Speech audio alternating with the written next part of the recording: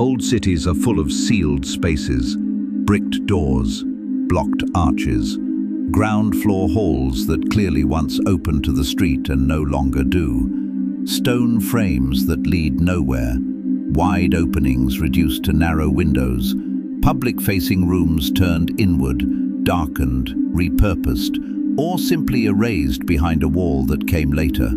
At first, none of that sounds especially mysterious. Buildings change, cities evolve, functions shift.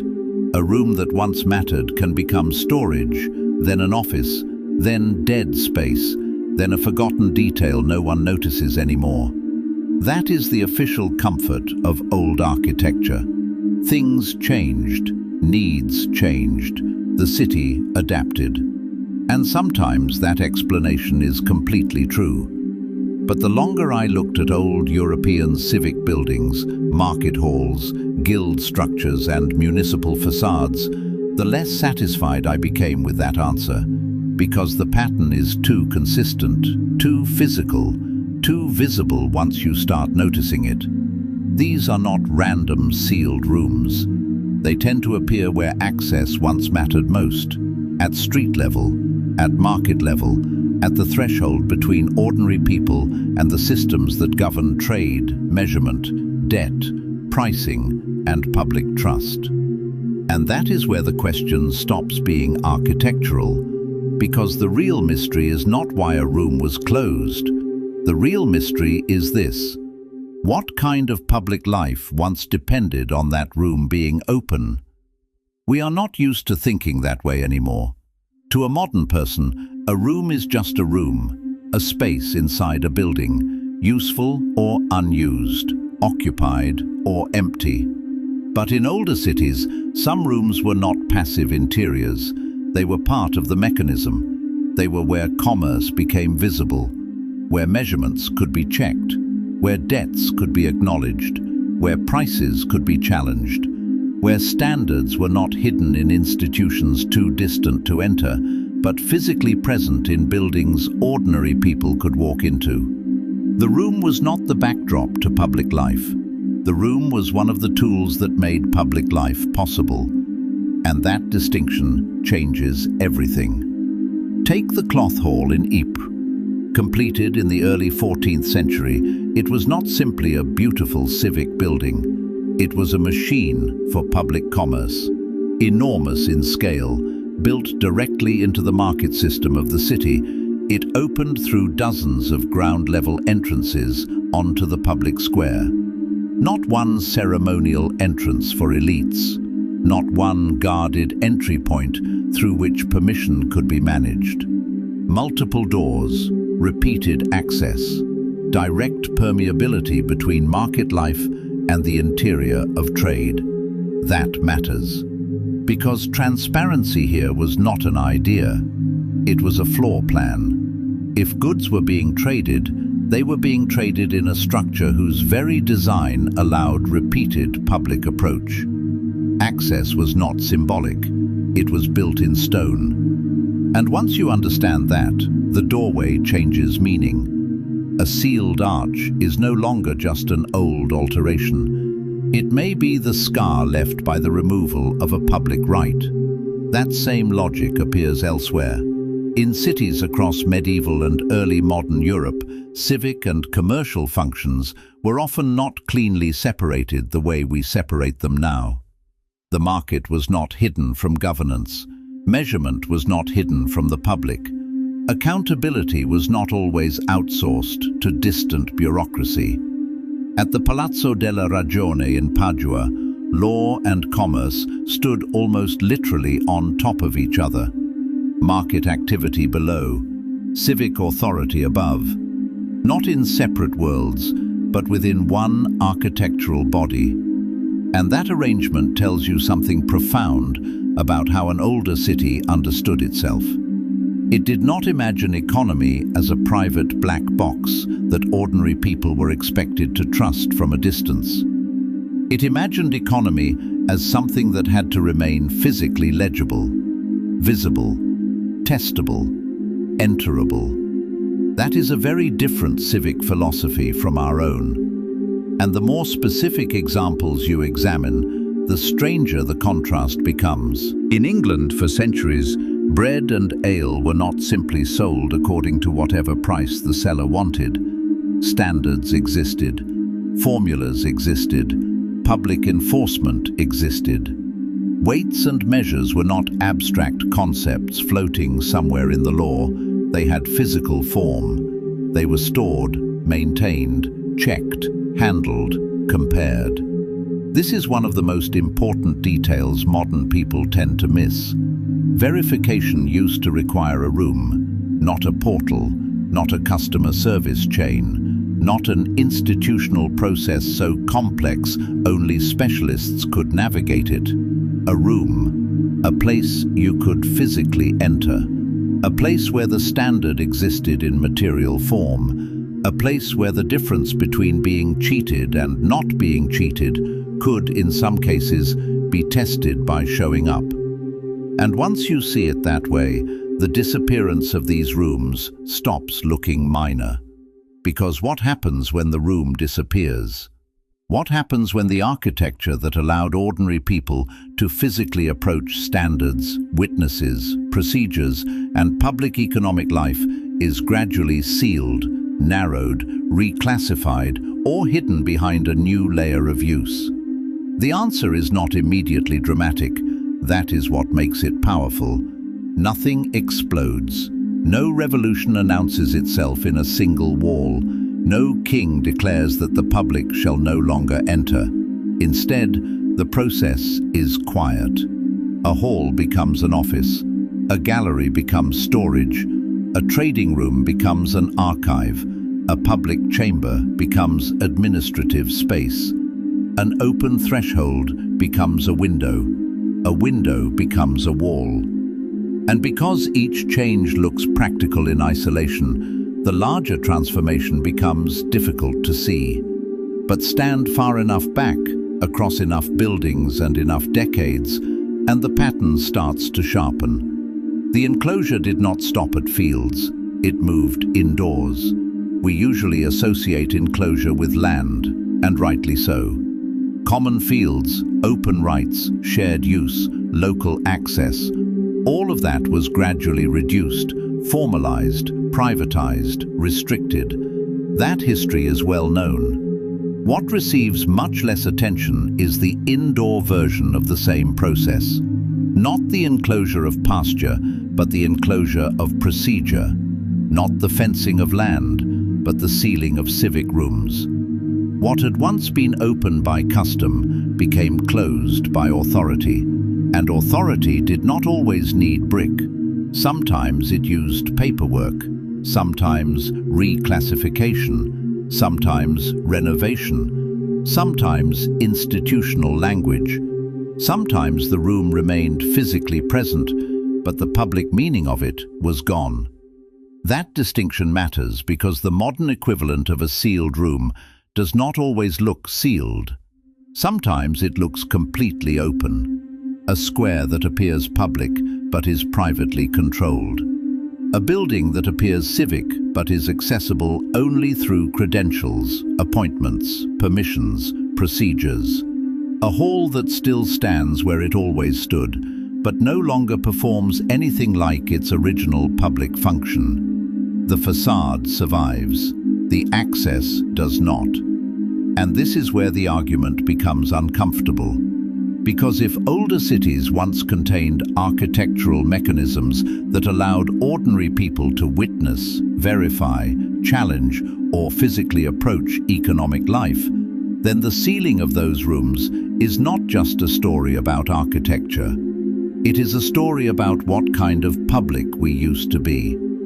We often imagine modernity as a story of increasing sophistication, and in many ways, of course, it is. But sophistication can also create distance. It can turn something once materially legible into something functionally inaccessible. It can remove not just inconvenience, but visibility. That is what I keep coming back to, visibility. In an older market city, visibility was often spatial. You could see the hall, you could approach the door, You could witness the place where exchange occurred. You could enter the building that held the standards. You could understand, physically, where public economic life was happening. Now compare that with the present. Most systems that govern pricing, value, credit, certification, regulation, and compliance are no longer spatially legible to ordinary people at all. They exist behind institutions, inside expert systems, inside forms of administration that may be efficient, but are rarely visible in the older sense.